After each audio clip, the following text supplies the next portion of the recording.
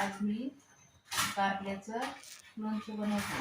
त्यासाठी कारले, लिंबू, हिरवी मिरची, मीठ आणि मोहरी आणि हळद एवढं साहित्य लागते. कमी साहित्यामध्ये कारल्याचं लोणचं बनवूया. आता याला कट करून घेते. ह्या कारल्याला नाही का असं कट करून घेते आणि मिरच्या मिक्सरला काढून घ्यायच्या, मोहरी बारीक करून घ्यायची. कारले नाही का असे धुवून पुसून असे चिरून घेतले, अशा पुडी केल्या. तर तुम्ही अशा पण करू शकता. या छोटी कारली असली तर अशा करायच्या, मोठे होते म्हणून अशा केल्या.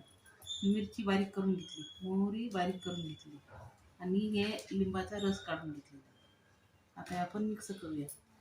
सर्वात अगोदर लिंबाचा रस टाकून घेऊ. हे आता कारल्याच्या फोडी अशा करून घेतल्या. याच्यात लिंबाचं पाणी मिक्स केले. पहिल्या सुरूला पाणी मिक्स करून घेतलं, लिंबाच्या फोडी केल्या. आता आपण मीठ टाकून घेऊया.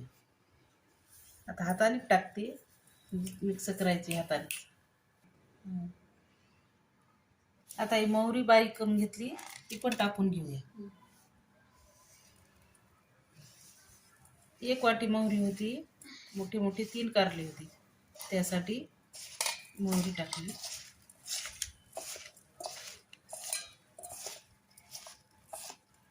आणि थोडीशी हळद.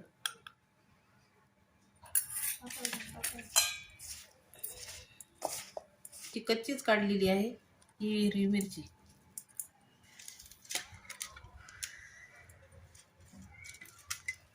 आता याला चांगलं मिक्स करून घेऊ. भरणी अशी स्वच्छ करून छान वाळू देऊन भरून याच्यात लोणचं भरून ठेवूया.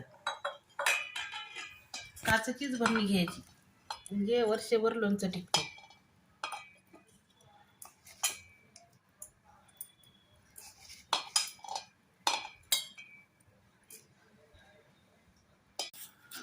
हे लगेचच खाता येत नाही, याला की नाही 8 दिवस लागतात नरम व्हायला. 8 दिवस झाले का काय करायचं, आपणाला जेवढं पाहिजे तेवढं वाटीमध्ये थोडंसं काढून तेलामध्ये थोडंसं परतून घ्यायचं आणि खायला घ्यायचं. खूप छान लागतं, अजिबात कडू लागत नाही. शुगरसाठी तर खूप चांगलं आहे. नक्की करून बघा. लाईक करा, शेअर करा. धन्यवाद.